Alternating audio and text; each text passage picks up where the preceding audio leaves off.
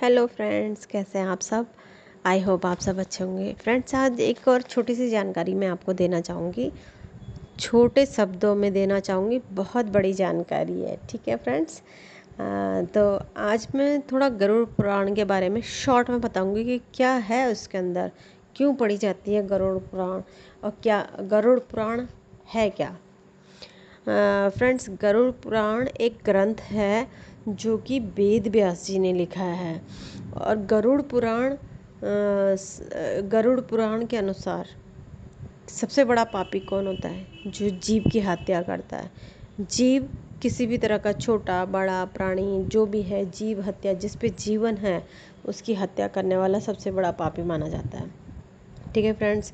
अच्छा, इस ग्रंथ को पढ़ने वाले इंसान को ज्ञान की प्राप्ति होती है। यक्ष, तप, आत्मज्ञान, सदाचार के बारे में जानकारी प्राप्त होती है, और भी बहुत सारी जानकारी प्राप्त होती है। अच्छा, गरुड़ पुराण कब पढ़ा जाता है? हम वैसे तो गरुड़ पुराण को आप कभी भी पढ़ सकते हैं, लेकिन गरुड़ पुराण अब ऐसा चलन में आया है कि जब भी किसी घर में किसी इंसान की मृत्यु होती है तो उसके उपरांत गरुड़ पुराण पढ़ा जाता है, या अकाल मृत्यु होने के बाद भी गरुड़ पुराण को पढ़ा जाता है।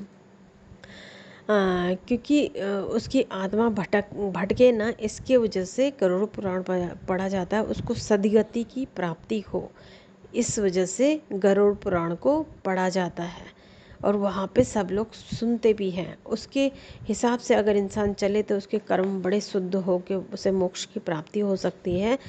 ये बहुत गहरी बात है, उसमें बहुत छोटी छोटी बातें बताई गई हैं, जिससे कि इंसान अपने जीवन को सुख में बना सकता है गरुड़ पुराण में।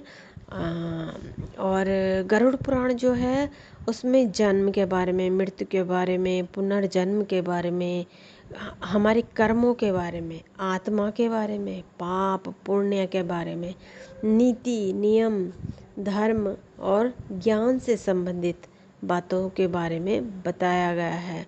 गरुड़ पुराण एक बहुत ही अच्छा ग्रंथ है जिसको पढ़ के हम अपनी आत्मा को शुद्ध कर सकते हैं, हम अपने पाप कर्मों को कम कर सकते हैं, पुण्य कर्मों को हम बढ़ा सकते हैं। इसलिए गरुड़ पुराण जरूर से पढ़नी चाहिए या सुननी भी चाहिए।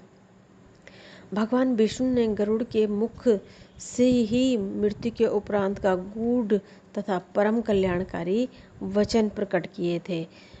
इसीलिए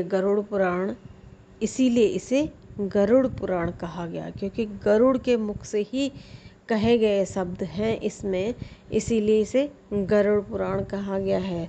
भगवान विष्णु ने ही गरुड़ के मुख से वो शब्द कहलवाए थे, इसलिए इसका नाम गरुड़ पुराण रखा गया।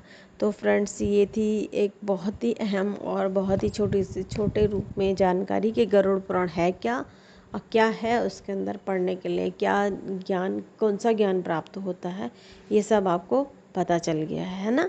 तो ठीक है, आज के लिए इतना ही। Thank you so much.